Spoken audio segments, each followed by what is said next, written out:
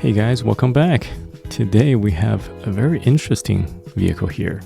This is probably one of the most unique casting that is made by Xcartoys. And as I mentioned in the previous video, that Xcartoys produce some very interesting vehicles that has something to do with Chinese culture and Chinese history. And this is one of them. And also I was thinking that as winter is coming, actually winter's here, the cabbage thing has in China has a lot to do with the winter. So I'll talk a little bit more about it in a moment. And let's look at the packaging first. I think this is a very beautiful packaging. Just look at the front. It's a beautiful painting of the casting itself. It's kind of talking about a story that the truck is carrying a lot of cabbages to a town, and people come to buy it. This is just basically the whole story. And if you put on the side, this is the model number Y5004, and on the back there's like the actual image of the casting. It comes with all kinds of accessories, and at the bottom is just manufacturing information. We don't care about that. And the most interesting part, fascinating part, is when you open this lid up, there's a little bit of description of the Chinese cabbage, all in Chinese. And look at this presentation. You can see through the box and see what's inside, right? The truck itself and all the accessories. I'm gonna open this up right now. Usually I don't do the open boxing because it's not what I do, but this one's interesting. It worth my time to do it. Inside of the box is nothing, the packaging is nothing special, just a blister, plastics. And let's take these off very carefully. Very carefully. So why cabbage? Why do they just throw this random vegetables on the truck and then sell this model? It's not random, guys. It's actually the cabbage thing can date it back to 1960s, I think. Like when my parents are like their area. And that is when China just had gone through the World War II and the Civil War. And they created this new China. They called it People's Republic of China. And let's just say that the new government didn't know how to run the country, right? That's not what their specialty. They might specialize in war, in fighting, but they're not specialized in economy and stuff. So that just create a lot of scarcity of food, materials, and all kinds of stuff. So people are starving, people are dying, and then we try to figure out a food that can be easily stored and be easily grown in winter, especially in northern China. I was born in northern China, and that's my hometown. And I'm currently living in Iowa, which reminds me a lot of my hometown. It's as brutal as my hometown in winter. Sorry, my baby's awake, so I need to take a break. Alright, I'm back. Just put baby back to sleep. So, northern China, right? So we have a long period of winter in northern China, right? Starting from October, it's getting really cold. And November, December, January, February, March is still super cold. So you cannot grow a lot of vegetables in such a long cold period. And also the scarcity of food that makes doesn't have a lot of options of vegetables in winter. So that's why how we found out that the cabbage is such a good food and that can be easily stored.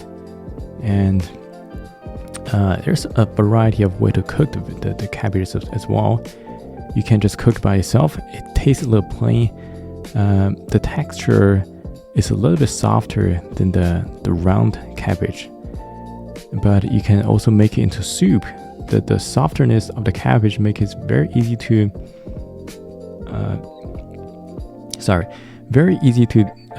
very tasty in the soup. And also you can cook it with other meat and stuff. It's just such a variety way of cooking the Chinese cabbages.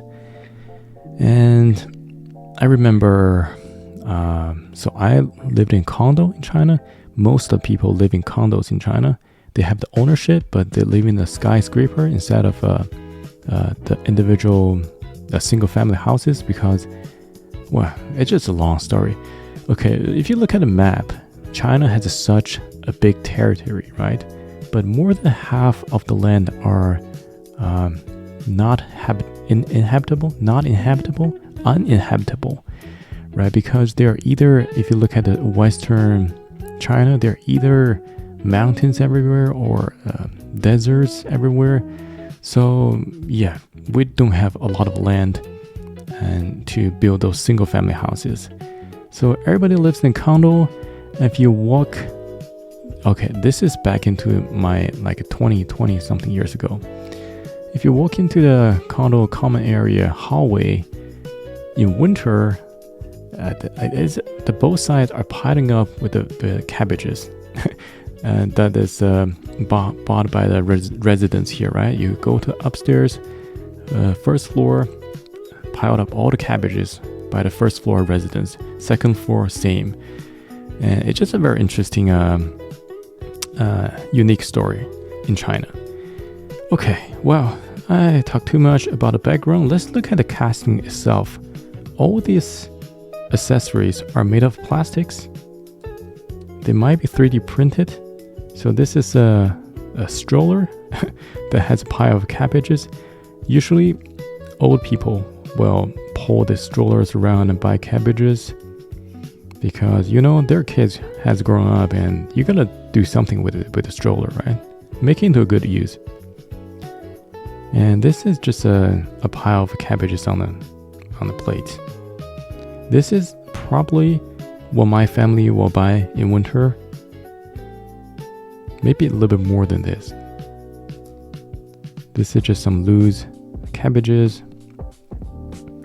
This is a cabbage on the scale. Old-fashioned scale. That's probably how they're gonna sell it in the market.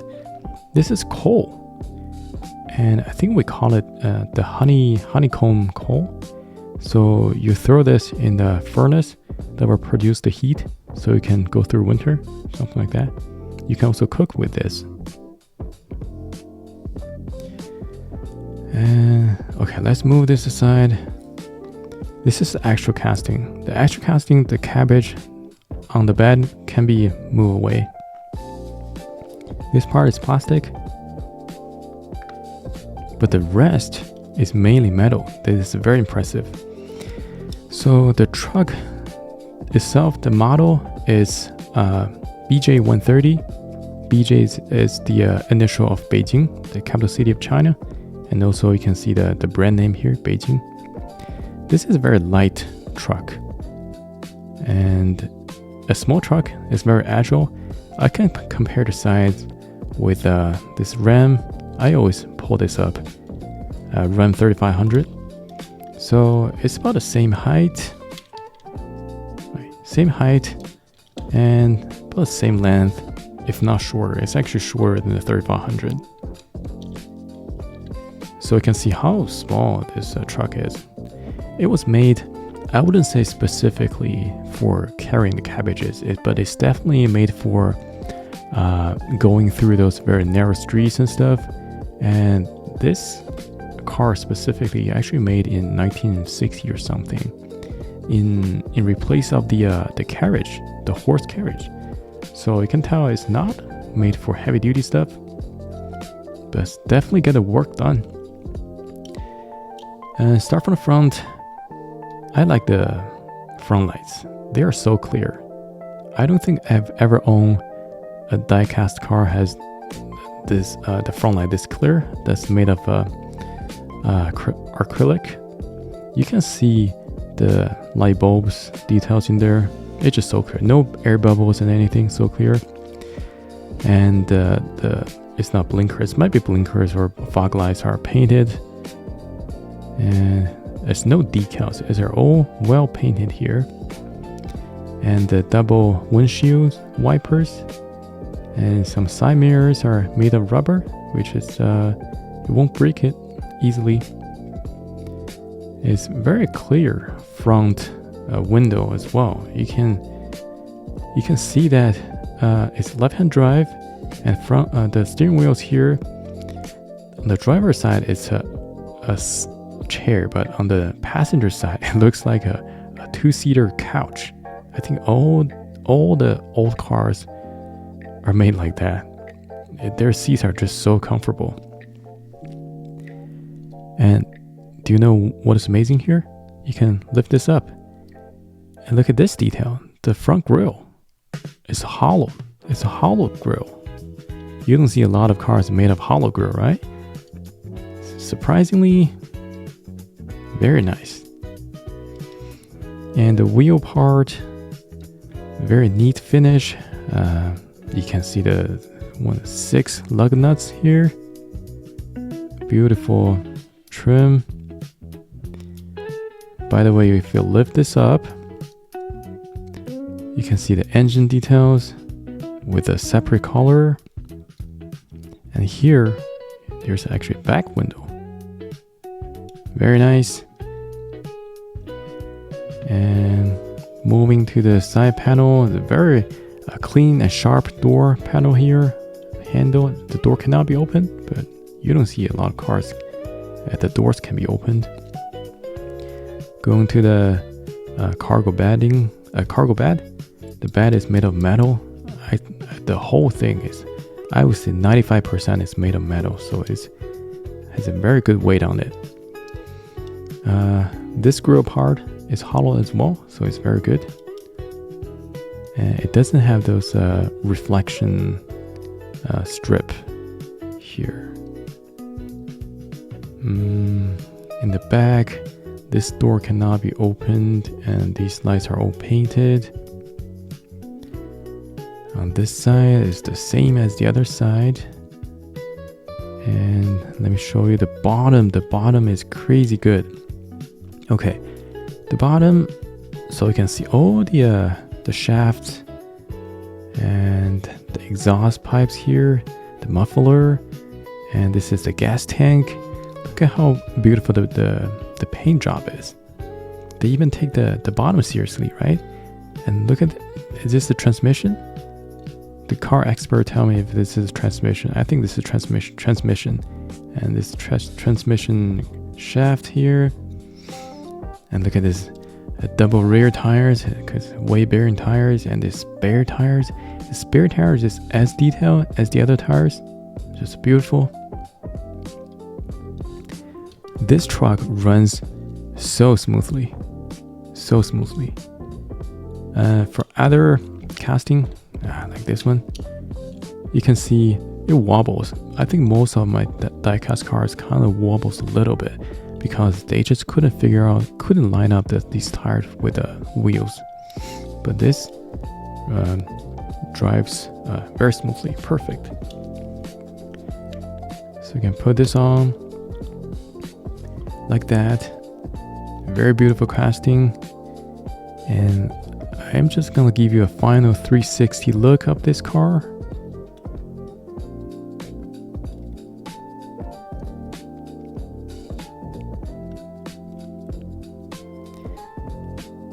Functional wise, there are not a lot of moving parts, like the bed part cannot be raised, but this head can be tilted down, which is very surprising.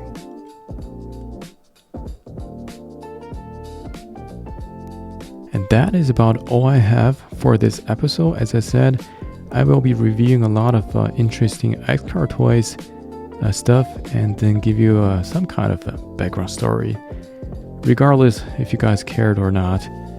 And also, I like to review different kinds of trucks.